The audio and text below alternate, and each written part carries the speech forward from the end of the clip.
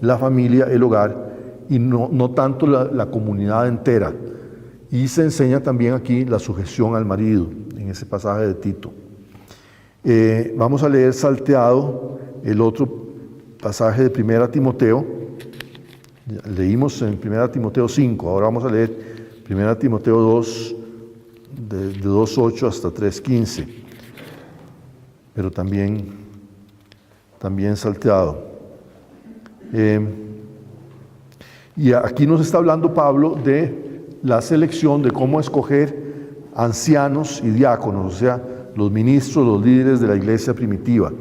Hay que tener en cuenta que en las epístolas, estas que se llaman las epístolas pastorales, que son 3, 1 y 2 Timoteo y Tito, en esas cartas de Pablo, el término, aparece a veces el término obispo, a veces algunas versiones lo traducen un poquito diferente, pero aparece el término obispo, y que en esa época, todavía digamos hacia fines del siglo I, por ahí de los años 60 después de Cristo, no fines, pero pasada la mitad del siglo, todavía no estaban muy definidos los cargos eclesiásticos y la jerarquía en la iglesia. Entonces muchas veces el término obispo era prácticamente equivalente al término de anciano o de presbítero. Anciano y presbítero es lo mismo, pero no estaba muy definida esa diferencia.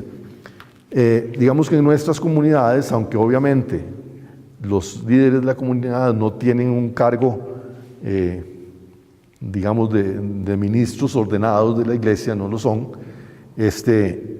pero el papel o el rol que ejercen los coordinadores en la comunidad es bastante parecido, bastante equivalente a lo que en esas comunidades primitivas hacían los ancianos de la comunidad.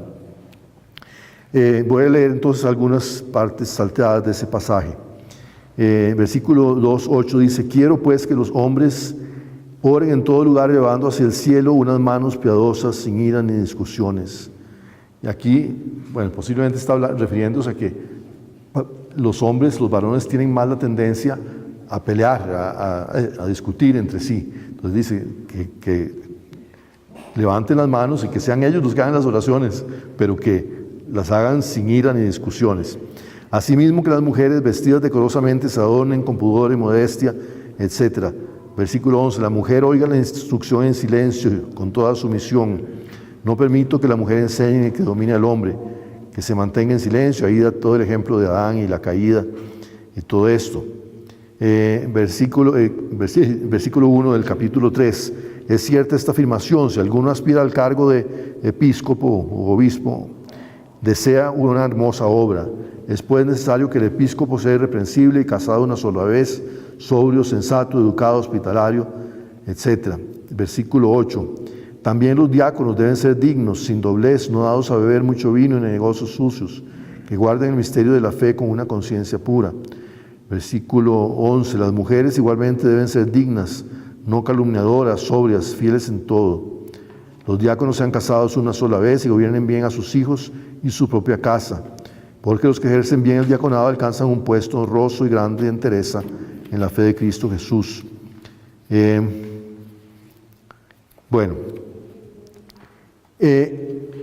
Aquí entonces, una de las cosas que dice, y casi la da por supuesta, es que se ha de escoger como ancianos de la comunidad, como líderes principales de la comunidad, a varones y no a mujeres. Sí es cierto, y ahí se insinúa un poquito, aunque no es muy claro en el versículo 11, es cierto que en la iglesia primitiva aparentemente había diaconisas, además de diáconos. Eran posiblemente puestos reconocidos de liderazgo para las mujeres, para algunas mujeres, obviamente no para todas, pero su función era un poco diferente de la de los diáconos. Y no era ante todo como es hoy.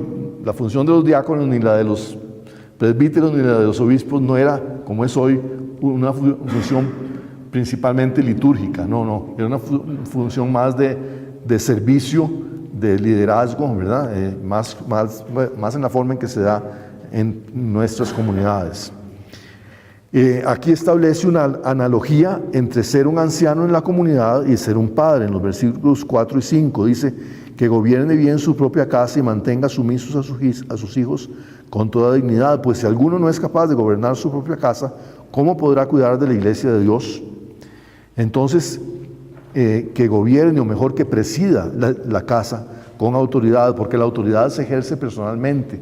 La autoridad en la comunidad no es puramente administrativa, no es un trabajo de escritorio o de simplemente hacer una lista de servicios para que los hijos en la casa, cada uno haga lo suyo y marque la lista de comprobación, ¿verdad? No se trata de eso. Es una autoridad personal, que implica relación personal. Y pues sí, como les acabo de decir, el sacerdote o pastor en las iglesias de hoy no funciona igual de lo que funcionaba un anciano en la iglesia primitiva. Tal vez con excepción de, en algunas de las iglesias orientales hoy día siempre sigue siendo el papel un poquito más parecido, porque se ha limitado casi el papel a lo sacramental, a lo cultual, a lo litúrgico. Mientras que un coordinador de nuestras comunidades sí funciona más parecido a lo que eran los ancianos en la iglesia primitiva. La diferencia de roles entre hombres y mujeres, según este pasaje, se basa en la creación. Por eso es que él hace toda esa referencia a Adán y Eva. Dice, la mujer oiga la instrucción en silencio con toda sumisión, etc. Porque Adán fue formado primero y Eva en segundo lugar, y el engañado no fue Adán sino la mujer. Con todo se salvará por su maternidad, etc. Esto es muy importante. La diferencia de roles entre hombre y mujer en el matrimonio y en la comunidad se basa en el orden de la creación, es decir, en lo que Dios había querido y establecido desde el principio, y no es una consecuencia del pecado, no es una consecuencia de la caída. Aquí se cita tanto Génesis 2 como Génesis 3 en este pasaje, pero se habla dice que la que fue engañada y pecó fue Eva, pero eso fue antes, la que fue engañada, Eva fue engañada antes de pecar. Y ya el orden estaba establecido allí. Y Génesis 3:16, que es cuando se habla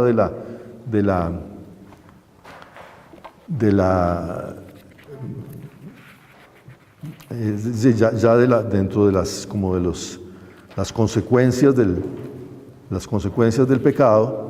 En Génesis 3:16 a la mujer se le dice: tantas haré tus fatigas cuanto sean tus embarazos, con dolor parirás a los hijos, hacia tu marido irá tu deseo y él te dominará.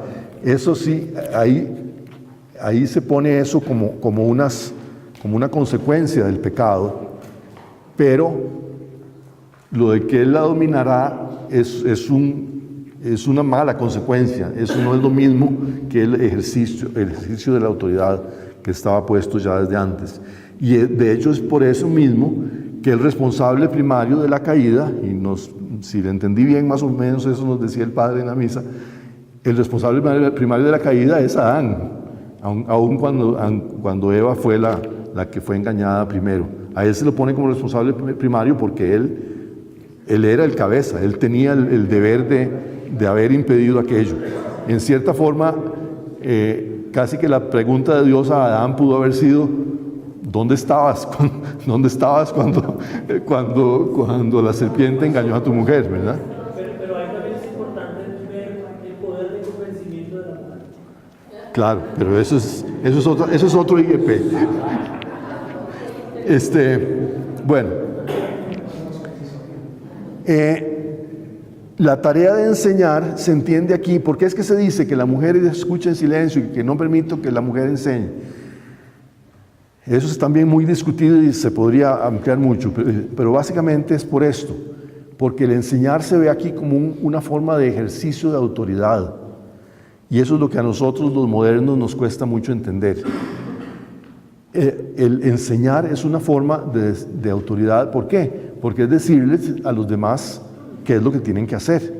No es enseñar simplemente para ilustrarnos o para que tengamos más conocimientos o para darnos información, porque en ese caso fácilmente podemos simplemente ir a Wikipedia y ya. Entonces no es enseñar en ese sentido, no es enseñar en la forma en que hoy lo entendemos, de transmitir información o de enseñar enseñanza como algo técnico, sino que es dirigir la vida de las personas. Y por eso está a cargo de los ancianos de la comunidad esa labor de enseñar. En nuestra época el paradigma de la enseñanza es diferente y es por eso que nos cuesta entender esa diferencia. Pero en aquel tiempo la instrucción o la enseñanza era encaminar o instruir en un modo de vida y por eso implicaba autoridad. Otra cosa que tenemos que tener en cuenta es que este pasaje no se aplica a todos los hombres en relación con todas las mujeres. No se dice por ninguna parte en el Nuevo Testamento que todas las mujeres estén subordinadas a todos los hombres. No, es cada mujer a su marido, cada mujer a su marido y punto. Y luego que ellas no ejerzan autoridad sobre la generalidad, sobre la comunidad como un todo, porque entonces estarían ejerciendo autoridad sobre los hombres. Pero también tenemos que darnos cuenta de que no es que todos los hombres tampoco estén en autoridad, no. En la comunidad, ¿verdad? En la comunidad solo unos pocos, unos cuantos hombres están en autoridad y la mayoría, el resto de los hombres simplemente deben aprender y colaborar y hacer cumplir con su respectivo papel en la comunidad. El pasaje de 1 Corintios 11, del 2 al 16,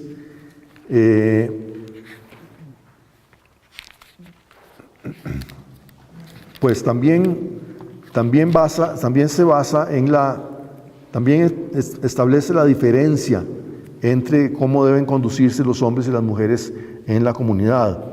1 Corintios 11, del 2 al 16. El pasaje es largo y se refiere al orden en las asambleas de la comunidad. Y es ahí cuando habla de toda la cuestión esta que no vamos a mencionar de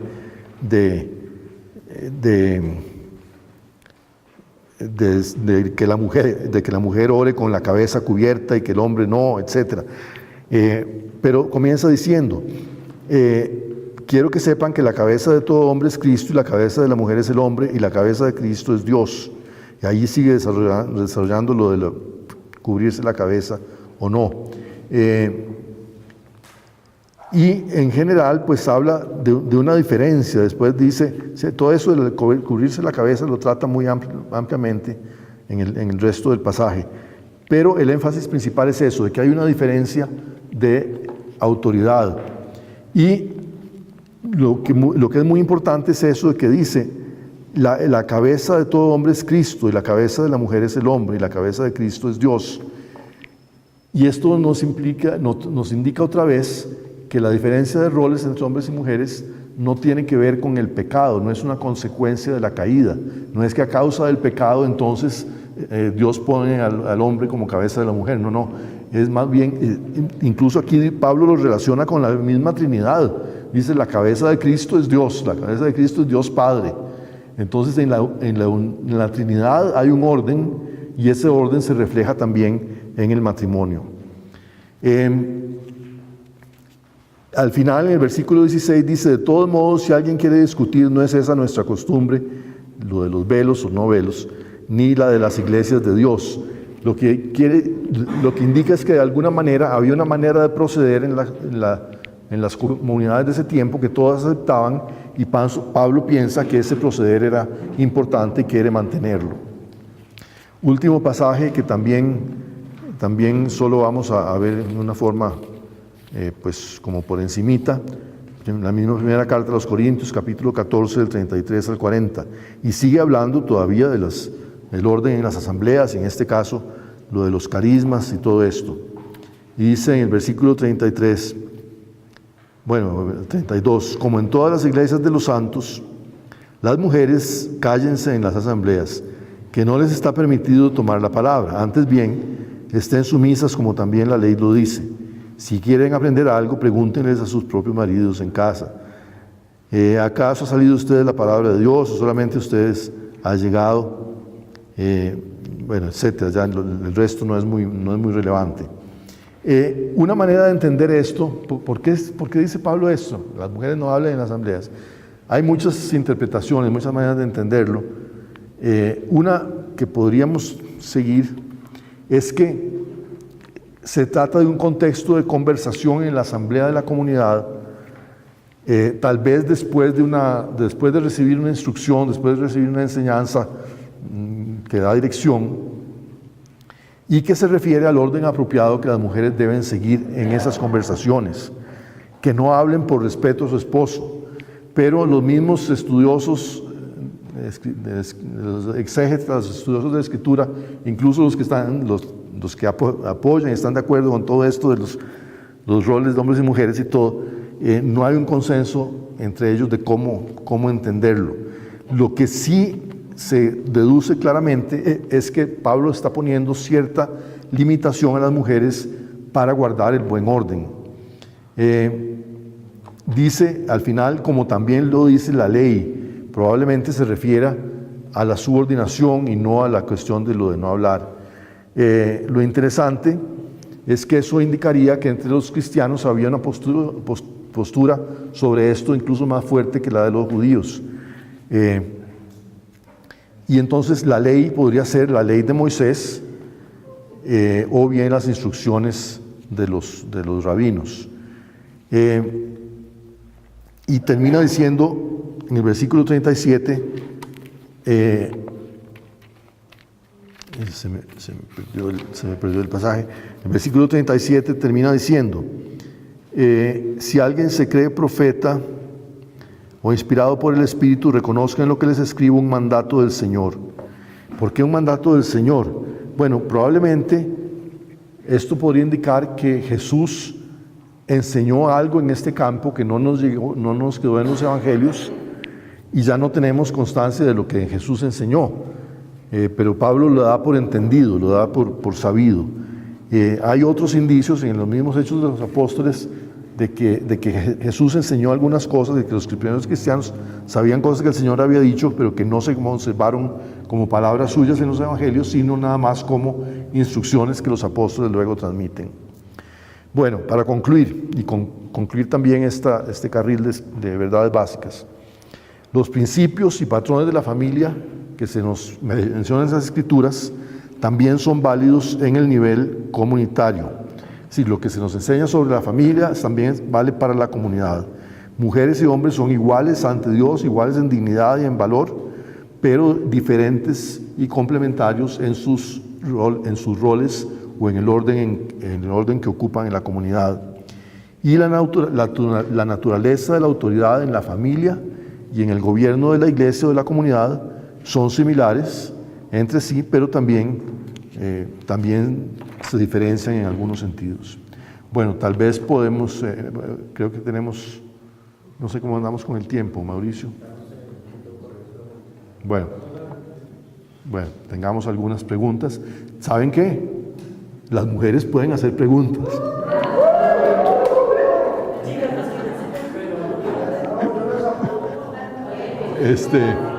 Pueden hacer preguntas o pueden hacer comentarios también.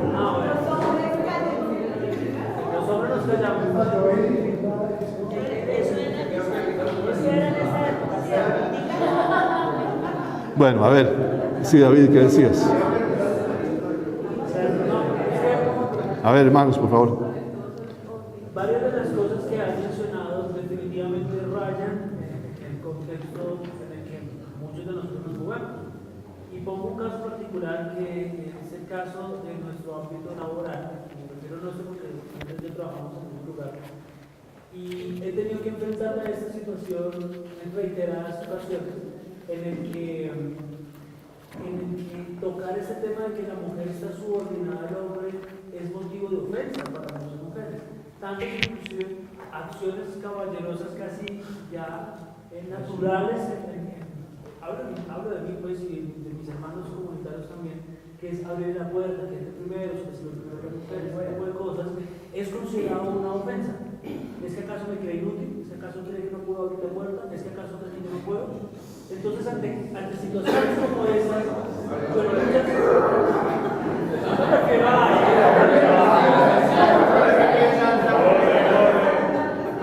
pero digamos que yo no me refiero a eso justamente, sino que de manera particular esas mismas actitudes de mi parte fueron las que despertaron afecto de sangre hacia mí cuando estábamos empezando a salir. mi atención y mi cuidado hacia ella, que no ha cambiado igual en tantos años. Pero lo que particularmente me refiero es, ante esas situaciones, porque igual nos movemos en ese entorno, ¿qué hacer? ¿Cómo decirle esto a alguien que pues, evidentemente está insubordinada en esa situación? Bueno, es que en ese caso ya eso no tiene tanto que ver con la subordinación, pero yo me remito a una de las cosas que decimos en el curso de Relaciones Personales Cristianas, y es que aún sin entrar en este tema de los roles de hombres y mujeres, hay cosas que para nosotros en comunidad son básicas y fundamentales, como la corrección fraterna, o el perdón y la reconciliación, o el limitarnos un poco en cuanto a cómo hablamos de otras personas y todo esto, que simplemente entre nosotros podemos practicarlas y muy bien, pero a la hora de tratar con gente de fuera de la comunidad, inclusive a veces con gente cristiana, ya no se pueden aplicar de la misma manera. Y este es uno de esos casos en que simplemente como el talante, la onda psicológica de la sociedad ha cambiado en una manera en que uno, sí, a veces, si uno se comporta como sería natural en uno comportarse, o va a hacer el ridículo, o va a provocar ofensa, o lo que sea, va a salir al revés de como debía. Entonces, en esas situaciones no hay más remedio que pues ajustarse, adaptarse un poco al ambiente. Yo creo, sin embargo, que ese tipo de reacción como la que describes